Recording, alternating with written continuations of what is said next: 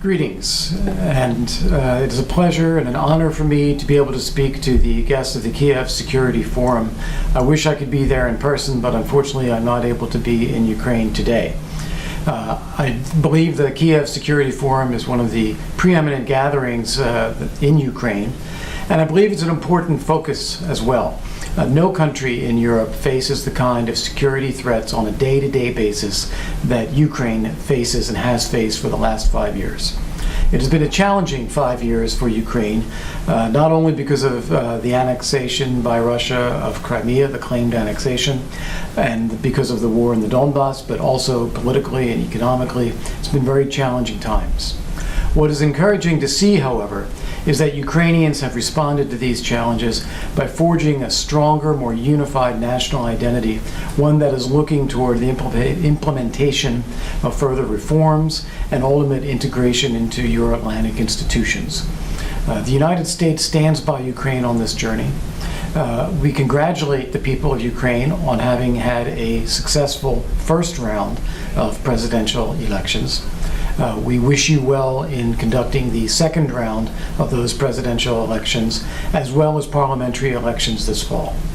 The United States does not endorse any particular candidate in any election, but rather we stand for principles.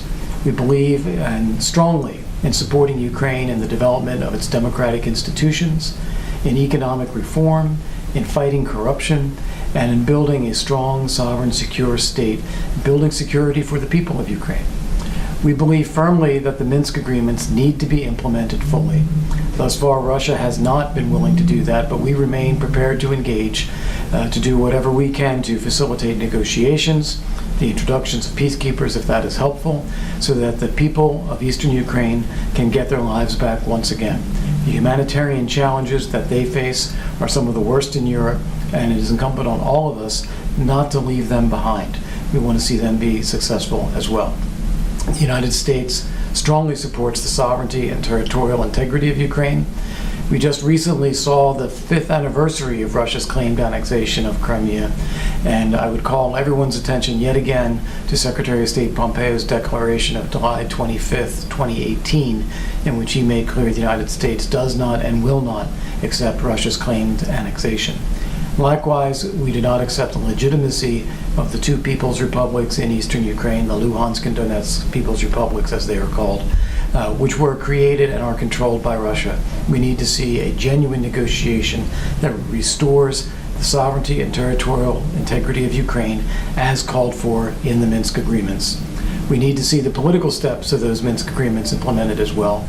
Ukraine has done a lot in that direction, and if we are able to establish security, then we should be able to move the rest of the way as well. I wish all of the participants in the conference a successful set of discussions. Again, I wish I could be there in person with you, but we'll be visiting Ukraine again soon. Thank you.